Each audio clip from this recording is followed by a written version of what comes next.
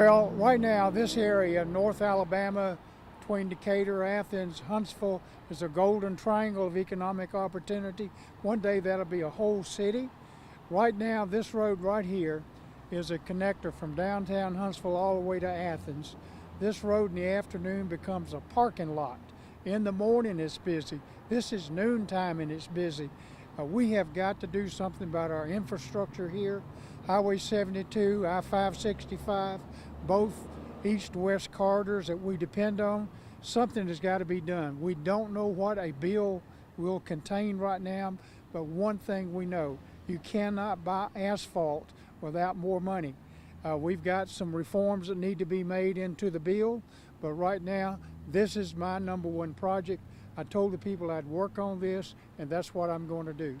And what you said you wanted to widen it, and is there anything else that it needs to be widened? And there's already plans drawn by the highway department.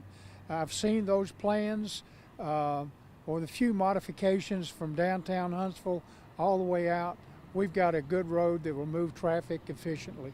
So it'd be safe to say that you support a tax increase because Well, this place has grown and we just really need better. The devil's in the details. It depends on whether this road is covered before I vote on it. And we have got to have this. Highway Department knows that this is a number one corridor right here for these communities all along here. And something's got to be done. By golly, this is the avenue to do it. But the devil's in the details of what's actually in the bill. Well, I will tell you, I am for infrastructure funding. You hear all the busy traffic behind us here. I think we owe it to the citizens of Alabama and the industry that we're recruiting to have the best roads, interstates, and bridges. And while we don't have a bill yet, if that infrastructure fund ended up having to be a gas tax, I'm generally supportive of that. However, my county commission and my mayor, the city of Huntsville, I have some 22,000 constituents inside the city of Huntsville. It's got to work for them. We've got to get our fair share back to North Alabama. How would you, I guess, figure out if it worked for them? Would you kind of hear from them a lot and try and? We do.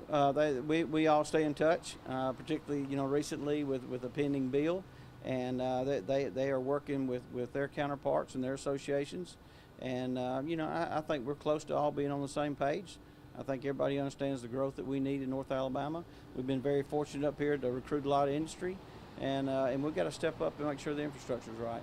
And for instance, I think I've kind of found through this that it isn't mostly, like patching up potholes. A lot of it's like widening roads and doing stuff because the area is growing so much. Is that kind of correct? Absolutely, major projects. I mean, we're talking about bridges and extending lanes and things like that. And that's why you'll begin to see a list of projects because it takes so long for a project to develop, environmental work and things like that, design.